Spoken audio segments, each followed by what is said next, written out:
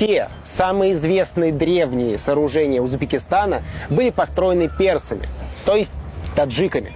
И это, и это, и это. И стоит добавить, что более 1000 лет фарси являлся официальным языком во всех государствах Центральной Азии, что на этом языке разговаривают более 200 миллионов, почти что как на русском языке. И в Афганистане, это вот очень интересный факт, в Афганистане, в Таджикистане, в Иране и на половине территории Узбекистана все разговаривают на одном языке. У них один язык, единая культура, единая история. Кочевые народы подобных штук не строят, потому что, они кочуют.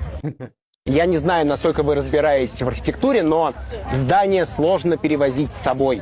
И добавлю, что тысячелетиями персидская культура, язык остается и является доминантом во всем Центральной Азии и Ближнем Востоке.